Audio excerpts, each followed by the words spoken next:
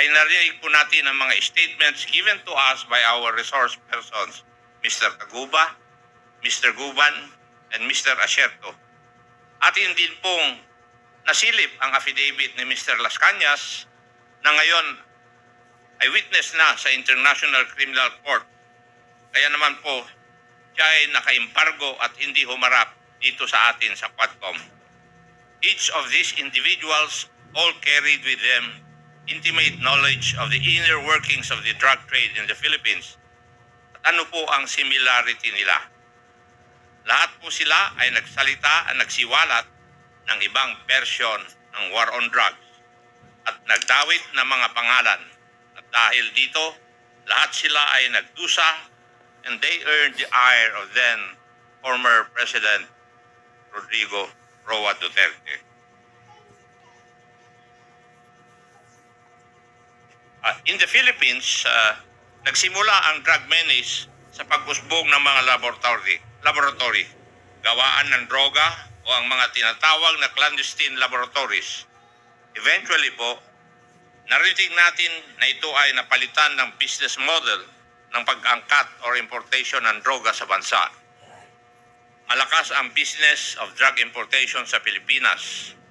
Ang isa sa mga kadahilanan nito ay ang mga importer ng illegal drugs were able to skillfully exploit cracks sa ating sistema para makapasok ang droga sa ating bansa. Ang tanong, bakit parang kabisado ng mga importers na ito ang mga vulnerabilities sa ating port security? Simple lang pala ang sagot. Dahil may protection, dahil may connection. For now, I will let these headlines shown here speak for itself. Narinig po natin ng paulit-ulit at nakondisyon na rin po ang ating mga utak na galit si former President Duterte sa droga. Sabi nga po niya sa ating law enforcement, pag may sangkot sa droga, kill, kill, kill. Ngunit the link between former President Duterte and drugs begins with the testimony of two resource persons before this committee, Mr. Mark Taguba and Mr. Jimmy Guban. Ito po ang tale of two shipments, istorya ng dalawang shipment. Dalawang shipments kung saan sumabit si Mr. Taguba at Mr. Guban ay nangyari noong taong 2017 to 2018. Yan din po ang taon ng height of the war on drugs ni former President Duterte. Kapansin-pansin na kahit magkaibang shipment at ibang transaksyon ang pinag-uusapan, ang detalye ng dalawang kwentong ito ay pareho. Pareho pong bilyon-bilyon ang halaga ng syabong ipinasok, 6.4 billion in 2017 at 3.4 billion in 2018, na pareho pong nakatago sa mga gamit industrial. Metal cylinders in 2017 and magnetic lifters in 2018. Parehong pumasok sa Manila International Container Port at parehong dawit ang mga pangalan ni na Honorable Paulo Duterte, Attorney Man Scarpio, and Michael Yang, anak, son-in-law, economic advisor at malapit na kaibigan ni former President Duterte. Nag-testify rin si Mr. Taguba na si Pulong o si Mans ang nagbibigay ng go signal para sa mga special containers. In short, these shipments do not go out without the go-ahead of Pulong or Mans, di umano. They allegedly control these shipments. Ito po ang mundo na napasukan ni Mr. Taguba gaya ng sinabi niya sa atin dahil gusto lang niyang magnegosyo. Kung gusto mo madali, lumapit ka sa Davao Boys. Yun po ang turo sa kanya. Yan po ang ginawa ni Mr. Taguba. Lumapit siya sa powers that be. Makikita po natin dito na baka meron ngang kailangang ayusin o baguhin sa ating mga batas dahil mukhang ang mga maliliit lamang na tao ang napapatawan ng sentensya. Ayon naman kay Mr. Guban, ang may-ari ng shipment sa kanyang kwento o ang shipment noong 2018 ay sina Mans Carpio, Ulong Duterte at Michael Yang. Naulit na naman ang mga pangalan na nabanggit ni Mr. Taguba. Ayon kay Mr. Guban, hindi niya pinangalanan ang tatlong ito sa pagdinig dati sa Senado dahil sa banta sa kanyang buhay at sa kanyang pamilya. Sino ba naman ang hindi matatakot? At dahil iba ang pinangalanan niya sa Senado, siya ay sinabit sa kaso at ngayon ay nananatiling nasa kulungan. Ano po ito nakakalusot? It's a crack in our system. A crack in the Bureau of Customs, ang TARA system. Simple lang po yung TARA system. It's grease money, lagay, given to the officials of the Bureau of Customs, among others, to push them into a more simple assessment of inbound goods.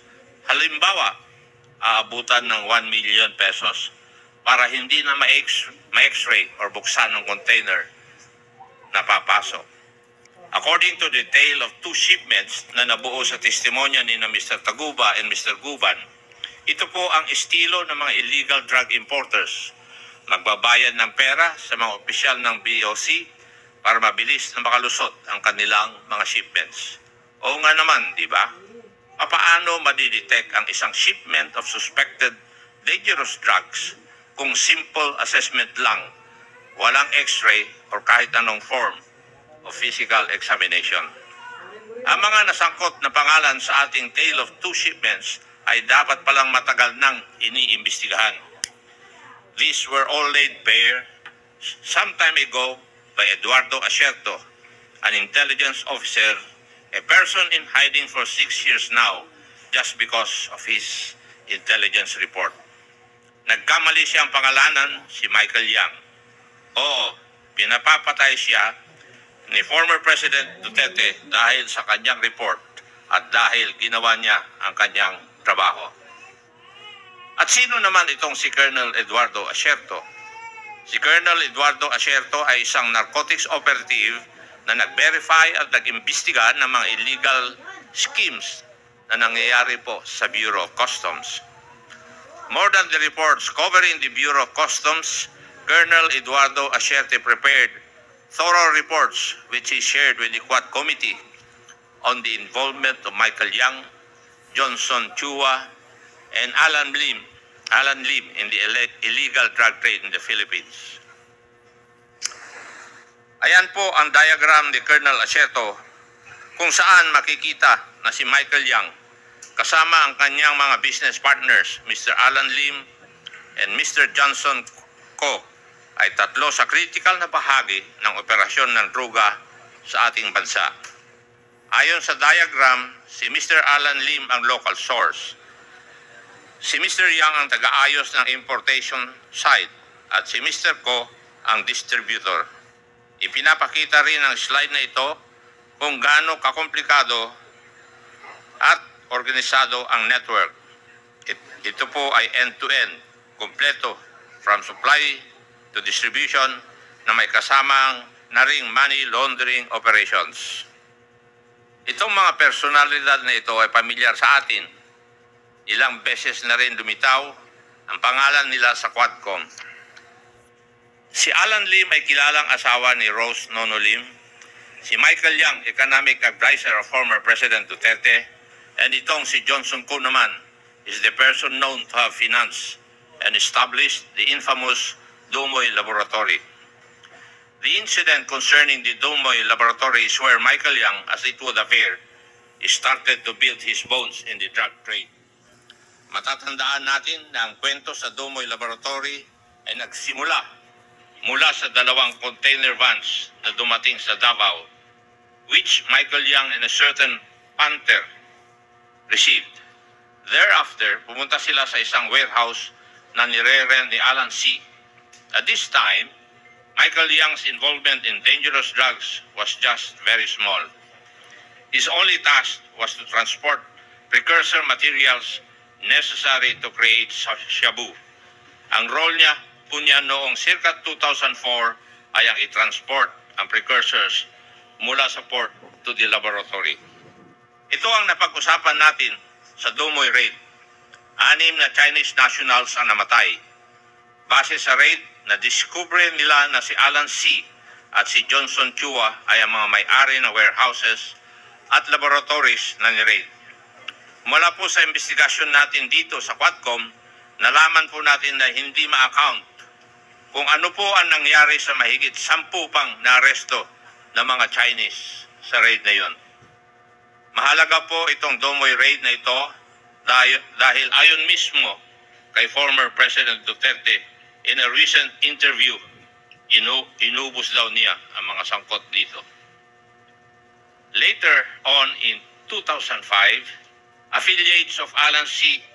were arrested and warehouses rented by Johnson Chua were discovered in the provinces of Bukidnon and Cagayan de Oro.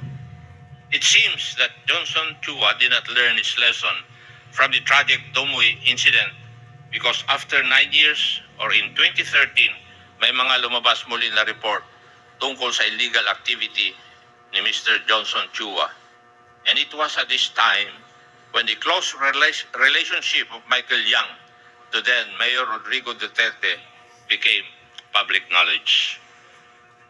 From receiving shipments of precursors from the ports and transporting them, malayo na ang narating ni Michael Yang.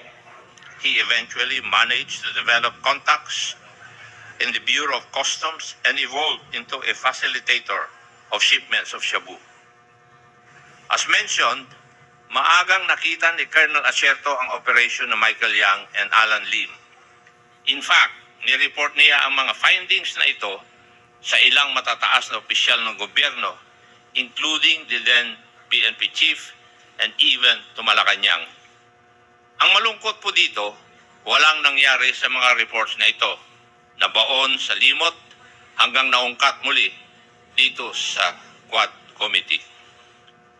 Bakit kaya ganon at parang hindi na lang pinansin ang isang report tungkol sa isang malaking drug lord? At this juncture, we wish to emphasize na itong si Michael Yang ay malalim ang pagkakatali sa Davao City. Isa sa kanyang kumpanya, DCLA Company Incorporated, operates the DCLA Plaza Shopping Mall na nireport din na may activities and transactions concerning illegal drugs. Huwag po nating kalimutan na sa pag-aaral ng Quadcom, DCLA also owns Paili Holdings Corporation, the holding company of Paili State, which constructed Clark Majestic World, where 2 Chinese nationals were arrested for kidnapping a Chinese and a Vietnamese national. Yan pong mga usapin na yan ay nakakabit naman sa Pogo. Si Asierto ang unang nagbanggit ng koneksyon ni Michael Yang. Pero imbis na umaksyon o mag-imbestiga pa na mas malalim, former President Duterte resorted to threatening the life of Colonel Asierto. Akala ko ba war on drugs tayo? Anong nangyari? The reports relayed to us by Colonel Asierto only support the participation of several high-ranking officials, including Senator Bato de la Rosa, Director General Aaron Aquino, Senator Bongo, Director General Wilkins Villanueva, and of course, Alan Lim, Michael Yang, Li Wenxiong, Johnson Chua, and Yan Yishu. Umabot po sa matataas na opisyal na ito ang report ni Colonel Asierto. Inuulit ko po, walang nangyari. Nariyan din po si Arturo Las Cañas, a self-confessed former original member and hitman of the Davao Death Squad and a retired